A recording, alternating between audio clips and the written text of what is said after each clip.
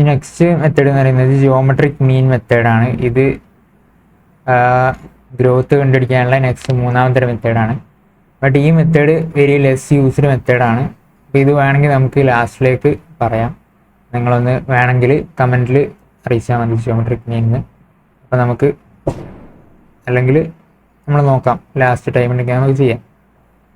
ഇനി അടുത്ത കുറച്ച് ടോപ്പിക്സ് നോക്കാം.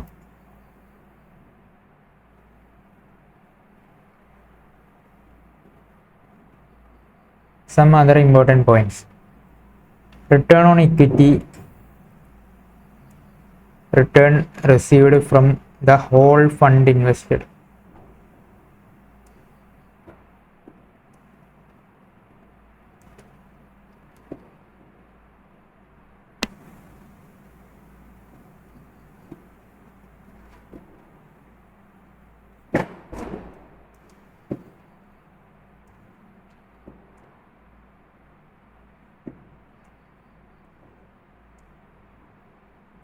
ഇവിടെ റിട്ടേൺ ഓൺ ഇക്വിറ്റി അല്ല, റിട്ടേൺ ഓൺ ഇൻവെസ്റ്റ്മെൻ്റ് ആണ്.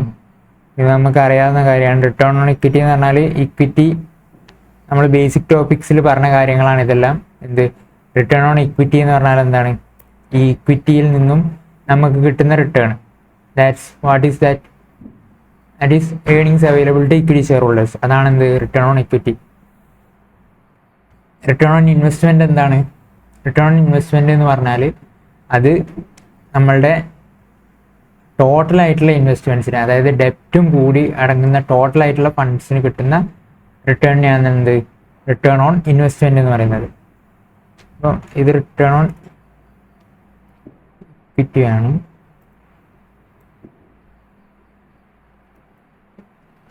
റിട്ടേൺ ഓൺ ഇൻവെസ്റ്റ്മെൻറ്റ്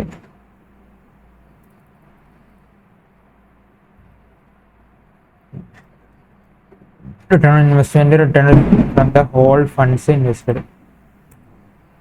ഈ cost of equity KE is equal to cost of funds. അതൊക്കെ നമുക്ക് അറിയുന്ന കാര്യങ്ങൾ തന്നെയാണ്. ഇത്രയേ ഉള്ളൂ ടോപ്പിക്സ് ഒക്കെ. ഇനി നമുക്ക് ക്വസ്റ്റ്യൻസിലേക്ക് കിടക്കാം. വെരി വെരി ഇമ്പോർട്ടൻ്റ് ആയിട്ടുള്ള ടോപ്പിക്സ് ആണ് ഇനി.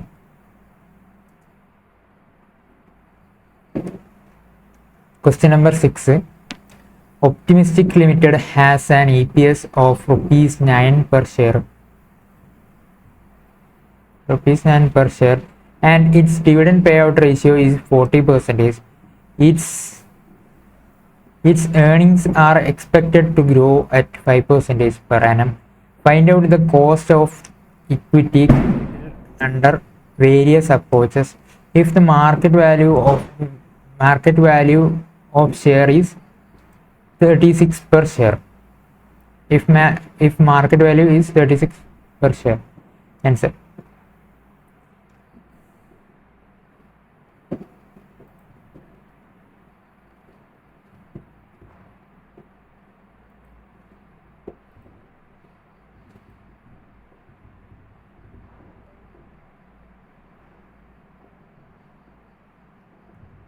നിങ്ങൾ ഈ ആൻസറിലേക്ക് നോക്കണ്ട, നമുക്ക് ആൻസർ ചെയ്യാം. സോ ഈ ക്വസ്റ്റ്യനിൽ നമുക്ക് എല്ലാ അപ്രോച്ചസും ഫൈൻഡ് ഔട്ട് ചെയ്യാം.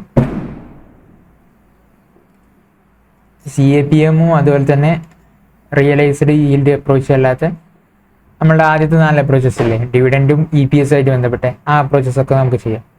അപ്പോൾ ആദ്യം തന്നെ നമുക്ക് ഏത് അപ്രോച്ചാണ് ചെയ്യേണ്ടത്? ആദ്യം തന്നെ നമുക്ക് ഓർഡറിൽ തന്നെ ചെയ്യാം.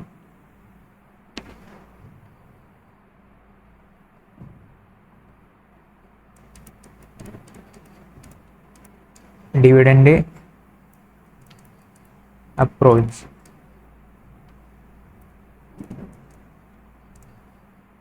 Alternative 1, alternative 2. ഇതെന്ത് ആൾട്ടർനേറ്റീവ് ആണെന്നറിയോ? ഈ EPS എക്സ്പെക്റ്റഡ് EPS ആണോ അല്ലെങ്കിൽ നമ്മളുടെ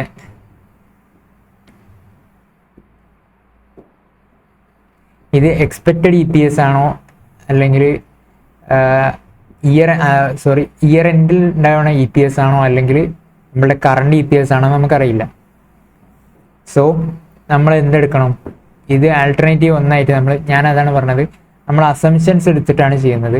എന്താണ് നമ്മൾ അസംഷൻസ് എടുക്കുന്നത്? ആ അസംഷൻസ് നമ്മൾ എഴുതണം. അപ്പോൾ ആൾട്ടർനേറ്റീവ് 1 നമ്മൾ എന്ത് കൊടുക്കാം? EPS 1 is equal to ₹9. രണ്ടാമത്തേൽ എന്താണ് EPS 0 ഈസ് ഈക്വൽ ടു ₹9. അപ്പം നമ്മുടെ ഡിവിഡൻഡ് അപ്രോച്ചിൽ നമ്മളെ ഇക്വേഷൻ എന്താണ്? ഡിവിഡൻഡ് അപ്രോച്ചിൽ D1 divided by P0 first approach. ഇതുപോലെ തന്നെ ഇവിടെയും D1 ഡിവൈഡഡ് ബൈ P0. എന്താ ഡിഫറൻസ് വരിക? D1 എന്താണ് ഇവിടെ? D1 ഈസ് ഈക്വൽ ടു, ആദ്യം നമുക്ക് D എന്താണെന്ന് കണ്ടുപിടിക്കാം.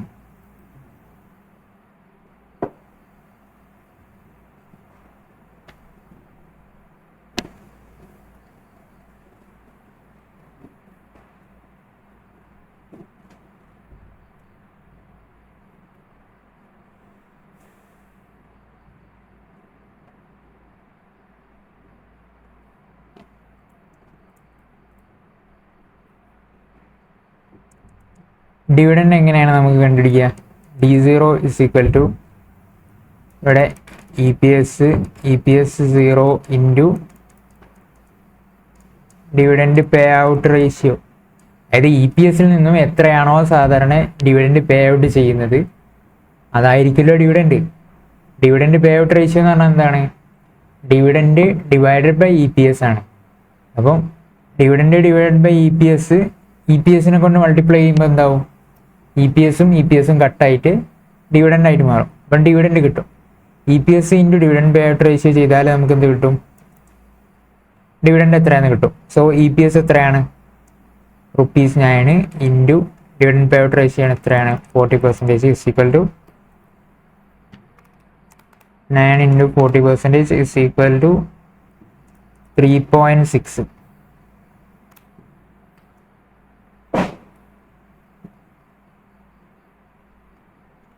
3.6 ആണ് എന്ത്? Dividend pay out ratio dividend ഉള്ളത് D0. അല്ലെങ്കിൽ ഇത് D0 ആണോ D1 ഓർ D0? ഇത് ഏതാണെന്ന് നമുക്കറിയാത്തതിനെ കൊണ്ടാണ് എന്ത് നമ്മൾ ആൾട്ടർനേറ്റീവ് 1 ആൾട്ടർനേറ്റീവ് 2 ആയിട്ട് ചെയ്യുന്നത്. ശരിക്കും നിങ്ങളൊരു ക്വസ്റ്റ്യൻ വന്നാൽ, ഒരു അപ്രോച്ച് ചെയ്യാൻ വന്ന ക്വസ്റ്റ്യൻ വന്നാൽ നിങ്ങൾക്ക് ഏതാണോ കുറച്ചുകൂടി സ്യൂട്ടബിൾ ആയിട്ട് തോന്നുന്നത് ആ അപ്രോച്ച് അത് D0 ആണെങ്കിൽ D0 ആണെന്നുള്ള നമ്മളുടെ അസംഷൻ അതിൽ എഴുതി വെച്ചിട്ട് D0 വഴി ചെയ്യാം. അല്ല ഇനി നിങ്ങൾക്ക് D1 ആണ് കുറച്ചുകൂടി സ്യൂട്ടബിൾ എന്ന് തോന്നുകയാണെങ്കിൽ നിങ്ങൾ എന്ത് ചെയ്യാം? D1നെ എടുത്തിട്ട് മറ്റേ D1 ആണ് നമ്മൾ എടുത്തിട്ടുള്ളത് എന്ന് അസംഷനായിട്ട് എഴുതിയിട്ട് ചെയ്യാം. അപ്പം D1 ഓർ D0 നമുക്ക് കിട്ടി. അപ്പോൾ ഇനി പ്രൈസ് എത്രയാണ്? 36. അപ്പോൾ ആദ്യത്തെ കേസിൽ എങ്ങനെയാണ്?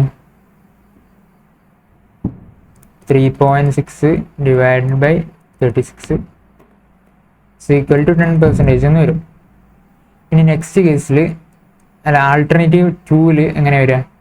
3.6 എന്താണ്? D0 ആണ്. അപ്പോൾ അതിനെ ഒരു ഗ്രോത്ത് കൂടി അപ്ലൈ ചെയ്തിട്ട് എന്താക്കണം? നമ്മൾ D1 ആക്കി മാറ്റണം. അപ്പോൾ ഗ്രോത്ത് എത്രയാണ്? ക്വസ്റ്റ്യന് തന്നിട്ടുണ്ട് growth എത്രയാണെന്നുള്ളത്.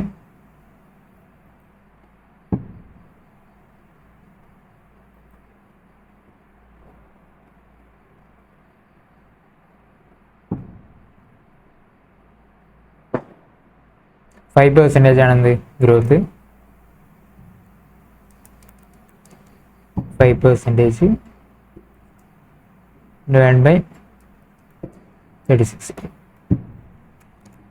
3.6 plus 5% divided by 36. So ഇത് 10.5% എന്ന് വരും. അപ്പം ഇതേപോലെ തന്നെ നമ്മൾ എന്ത് ചെയ്യുക? ഓരോ അപ്രോച്ചസ് വെച്ച് ചെയ്യുക. Dividend approach with constant growth എന്താണ് ഇക്വേഷൻ വരുന്നത്? D1 divide by P0 plus G. D1 divide by P0 നമുക്ക് കിട്ടി 10% പ്ലസ് G എത്രയാണ്? 5% ഈക്വൽ ടു 15%. നമ്മൾ ഓൾറെഡി ഈ D1 ഡിവൈഡ് ബൈ P0 കണ്ടുവച്ചു. അപ്പോൾ പിന്നെ എന്തിനാണ് നമ്മൾ അത് തന്നെ ചെയ്യുന്നത്? നേരെ G കൂടെ ആഡ് ചെയ്താൽ കിട്ടിയില്ലേ? പിന്നെ അതുപോലെ തന്നെ ഇവിടെയും അതേ ഇക്വേഷൻ തന്നെ ചെയ്യുമ്പോൾ എന്താ വരിക?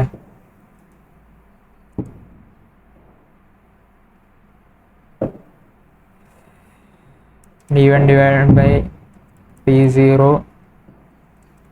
plus c is equal to 10.5% plus 5% equal to 15.5% എന്ന് വരും. ഇവിടെ ഡിവിഡൻഡ് അപ്രോച്ച് നമുക്ക് കിട്ടി. ഇനി നെക്സ്റ്റ് അപ്രോച്ച് ഏതാണ്? Earnings approach.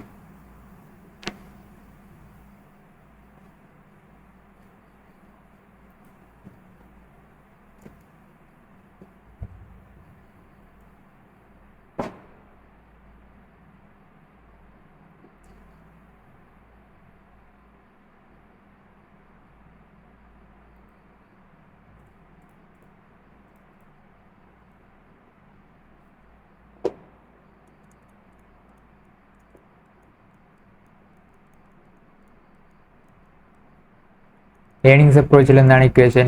E P S divide by P zero. ഇവിടെ എന്താണ് equation? E P S divide by P zero. E P S എത്രയാണ് ഇവിടെ? ഇ പി എസ് എത്രയാണ്? ഇ പി എസ് ₹9 ആണ്. So 9 divide by 36. കണ്ടോ, നമുക്ക് സിമ്പിളാണ്. കോൺസെപ്റ്റ് മനസ്സിലായി കഴിഞ്ഞാൽ ഇക്വേഷൻ കോൺസെപ്റ്റിൽ നമ്മൾ അണ്ടർസ്റ്റാൻഡ് ചെയ്ത് കഴിഞ്ഞാൽ നമുക്ക് പിന്നെ സിമ്പിളായിട്ട് ചെയ്യാവുന്നേ ഉള്ളൂ. 9/36 ഈസ് ഈക്വൽ ടു ഇത് 25%. അതുപോലെ തന്നെ ഇവിടെ എന്ത് വരും? E P S 9 plus 5% divide by 36 plus 26.25% വരും. അപ്പൊ നമുക്ക് ഏണിംഗ് അപ്രോച്ച് കിട്ടി.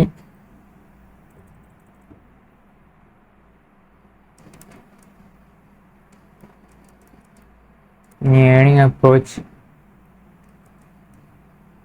Approach with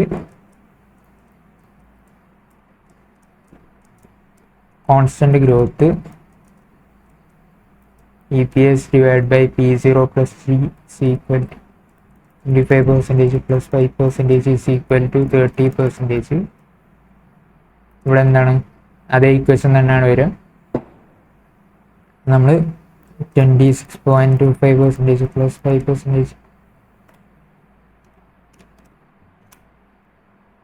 equal to 31.25%.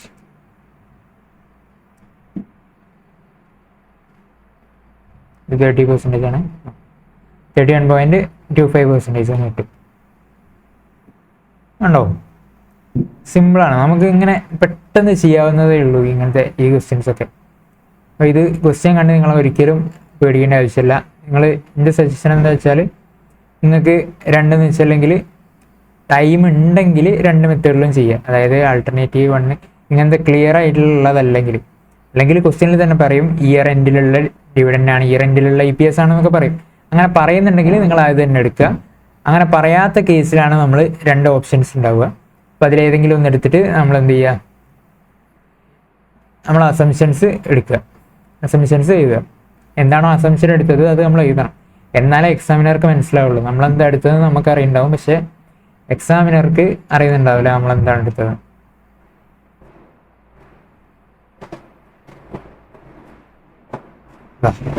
Alternative 1 dividend is current dividend and EPS is current dividend. Alternative 2 dividend is year end dividend and EPS is year end EPS. If nothing mentioned in question about with which approach to be followed, always follow dividend price with growth model. ഇത് important ആണ്. കാരണം ICI കൂടുതലായിട്ട് follow ചെയ്യുന്ന മെത്തേഡാണ് എന്ത്? Dividend price with growth model. സാധാരണ നമ്മൾ നോക്കുമ്പോൾ കുറച്ചുകൂടി ഇതായിട്ടുള്ളത് EPS മെത്തേഡാണെങ്കിലും നമ്മൾ ICI ഫോളോ ചെയ്യുന്നത് ഏത് മെത്തേഡാണ്?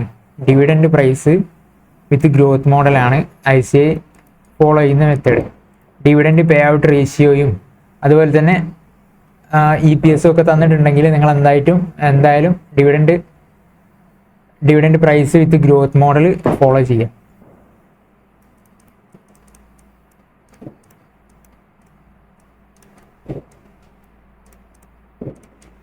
ഈ ഗ്രോത്ത് തരാത്ത കേസാണെങ്കിൽ സാധാ ഡിവിഡൻഡ് പ്രൈസ് അപ്രോച്ച് വെച്ച് കാണാം.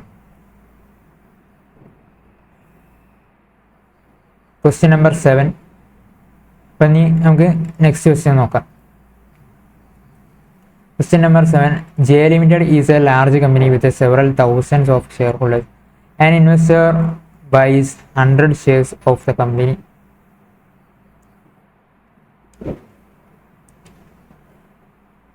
At the beginning of the year at a market price of 225. At par per share is rupees 10. During the year, company pays a dividend at the rate of 25%.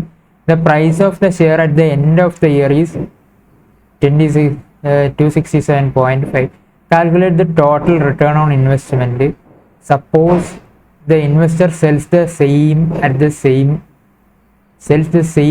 the end of the year. What would be the cash inflow at the end of the year?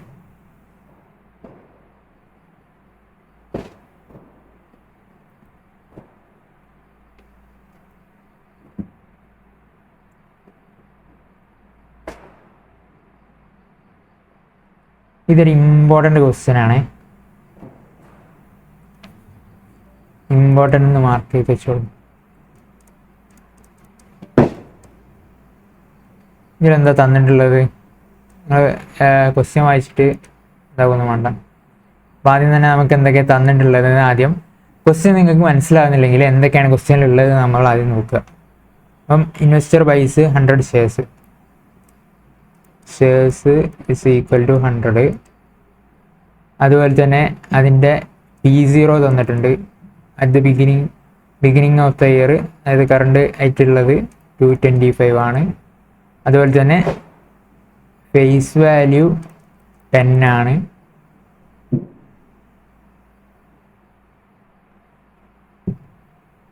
Share at the end of the year 26.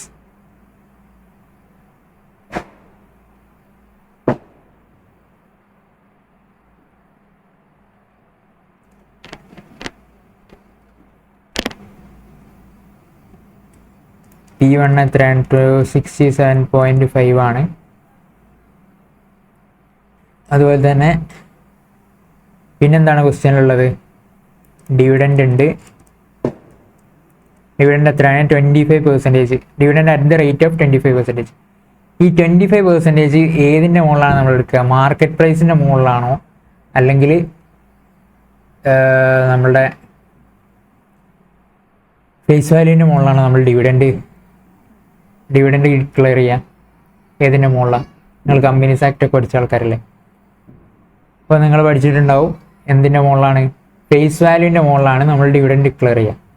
So face value എത്രയാണ്? ₹10.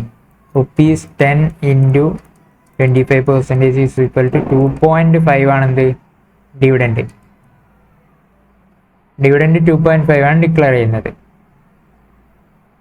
അപ്പോൾ ഇനി question എന്താ പറയുന്നത്? Calculate the total return on investment. Suppose the investor sells the same at the end of the year. What would be the cash inflow at the end of the year? അതായത് total return on investment, നമ്മളുടെ ഇൻവെസ്റ്റ്മെൻറ്റിന് കിട്ടുന്ന total return എത്രയാണെന്നാണ് ചോദിക്കുന്നത്. അപ്പം നമുക്കിവിടെ എന്തൊക്കെ returns ആണുള്ളത്?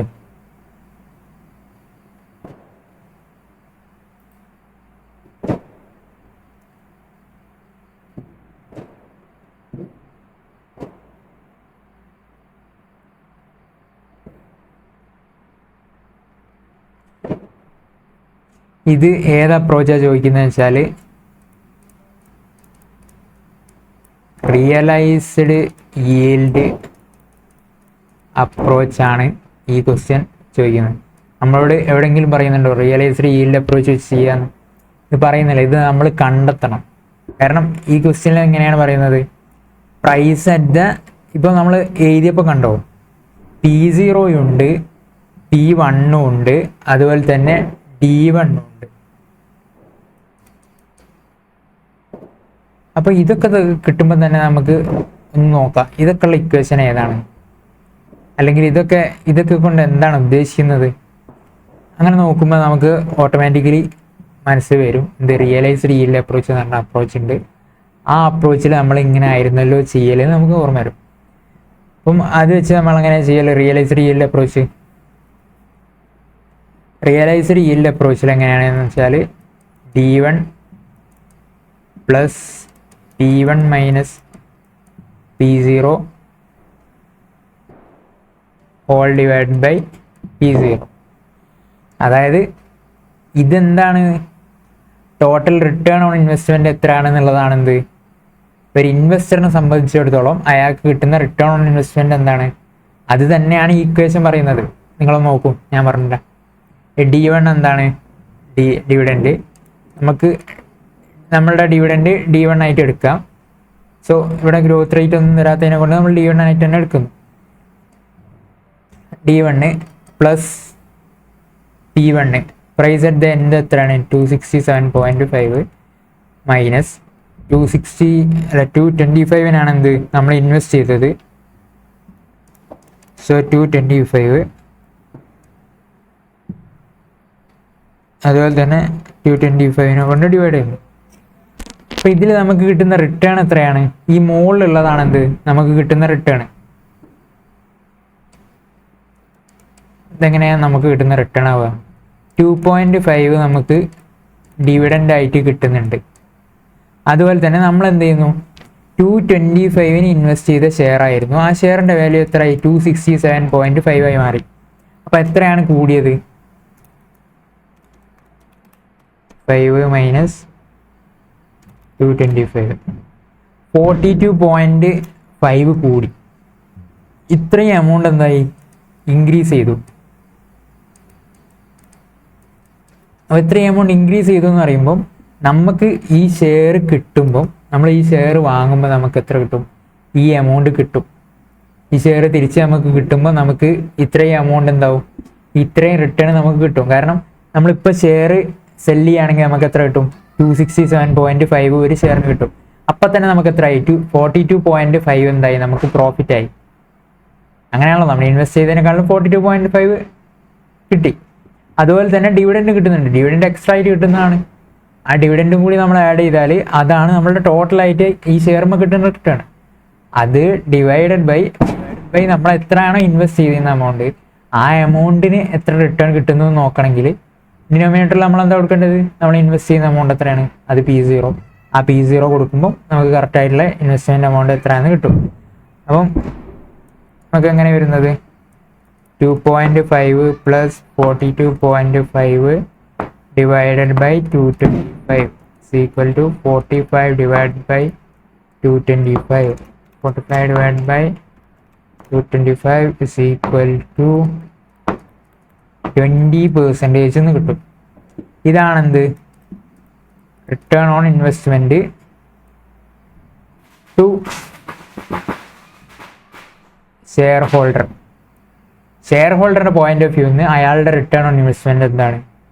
ഇതാണ്. ഇത് കമ്പനീൻ്റെ പോയിന്റ് ഓഫ് വ്യൂ എന്നാണെങ്കിലോ,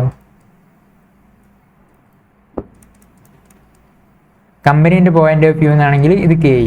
അതായത് അയാൾക്ക് നമ്മൾ കൊടുക്കേണ്ട റിട്ടേൺ ആണെന്ത്?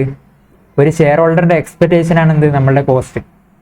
സോ ഇത് നമ്മളുടെ കമ്പനീനെ സംബന്ധിച്ചിടത്തോളം ഇത് KE ആണ്. അതുപോലെ തന്നെ ഷെയർ ഹോൾഡറുടെ സൈഡിൽ നിന്നാണ് ഈ ക്വസ്റ്റ്യനിൽ ചോദിക്കുന്നത്. ഷെയർ ഹോൾഡറുടെ റിട്ടേൺ ഓൺ ഇൻവെസ്റ്റ്മെൻറ്റ് എത്രയാണ്? അതായത് നമ്മുടെ KE തന്നെയാണ് ക്വസ്റ്റ്യനിൽ ചോദിച്ചത്. സോ ഷെയർ ഹോൾഡറിൻ്റെ റിട്ടേൺ ഓൺ ഇൻവെസ്റ്റ്മെൻ്റ് ആണെന്ത്? നമ്മുടെ KE. അപ്പം 20% ആണെന്ത് നമുക്ക് കിട്ടി. അപ്പം ഇത്രയും നമ്മളൊന്ന് ജസ്റ്റ് ഒന്ന് തിങ്ക് ചെയ്യുക. നമുക്ക് കിട്ടുന്നില്ലെങ്കിലും ഒന്ന് തിങ്ക് ചെയ്യുക, ഇതെന്താണ്, എവിടെയെങ്കിലും കണ്ടിട്ടുണ്ടോ? അപ്പോൾ നമുക്ക് ഒന്നും കിട്ടുന്നില്ലെങ്കിൽ ഓരോ തന്ന സാധനങ്ങളൊന്ന് എടുത്ത് എഴുതുക എന്തൊക്കെയാണ് സംഭവം എന്നുള്ളത്. അപ്പം തന്നെ നമുക്കൊരു ഇക്വേഷനോ എന്തെങ്കിലും ഒക്കെ ഓർമ്മ വരും. അപ്പം അത് വെച്ചിട്ട് അങ്ങ് സ്റ്റാർട്ട് ചെയ്യുക. അപ്പം അങ്ങ് ബാക്കി അങ്ങ് വന്നോളൂ.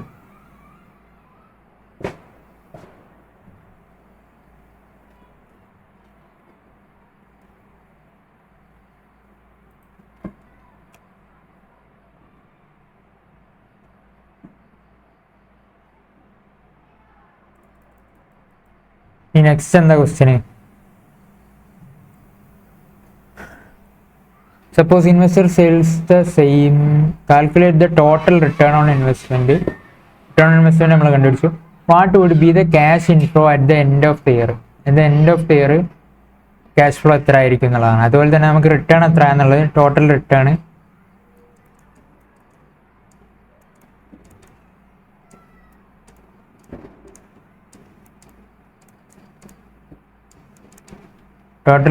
ഫ്രം ദ ഷെയർ എത്രയാണ്, 45 ആണ് ഒരു ഷെയറിന് കിട്ടുന്ന റിട്ടേൺ ഇൻറ്റു 100 4500. നമ്മൾ 100 ഷെയർസ് ഉണ്ട്, 4500 total return from the share. ഇനി നെക്സ്റ്റ് എന്താണ്, total cash flow at the end of the year. അതെന്താണ്, നമുക്ക് എന്തൊക്കെ കിട്ടും, ഡിവിഡൻറ്റും ഉണ്ടാവും നമ്മളുടെ കയ്യിൽ, അതുപോലെ തന്നെ ലാസ്റ്റുള്ള P1 ആണ് നമുക്ക് എന്ത് ചെയ്യുക, ലാസ്റ്റ് നമുക്ക് കിട്ടുക. അപ്പോൾ ആ എമൗണ്ട് എത്ര ഉണ്ടാവും, ഡിവിഡൻഡ് എത്രയാണ് 2.5 പ്ലസ് എത്രയാണ് നമുക്ക് ലാസ്റ്റ് കിട്ടുന്ന വാല്യൂ 267.5.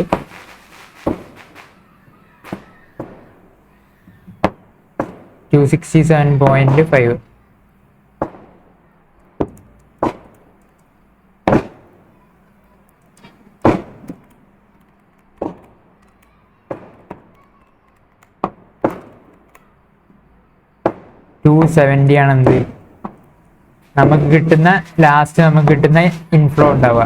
ടോട്ടലായി ഇൻഫ്ലോ എന്നുള്ളതിനെ കൊണ്ട് ഉദ്ദേശിക്കുന്നത് ടോട്ടലായിട്ടുള്ള ക്യാഷ് ആണ്, നമ്മളുടെ റിട്ടേൺ എന്നല്ല ഉദ്ദേശിക്കുന്നത്. ഇൻഫ്ലോ എന്ന് പറഞ്ഞാൽ ടോട്ടലായിട്ട് വരുന്ന എമൗണ്ടിനാണ് ഇൻഫ്ലോ എന്ന് പറയുന്നത്. So 270 into 100 shares equal to 27,000 rupees ആണ് എന്ത് നമ്മളുടെ ടോട്ടലായിട്ടുള്ള ഇൻഫ്ലോ. അപ്പോൾ എങ്ങനെയാണ് നമ്മൾ എന്ത് ചെയ്യുന്നത്, ഒരു ക്വസ്റ്റ്യൻ നമ്മൾ അപ്രോച്ച് ചെയ്യേണ്ടത്. അപ്പോൾ ഇതൊരു ഇമ്പോർട്ടൻറ്റ് ക്വസ്റ്റ്യൻ ആണ്, റിയലൈസ്ഡ് ഈൽഡ് അപ്രോച്ചിൻ്റെ ഒരു ക്വസ്റ്റ്യൻ ആണ്.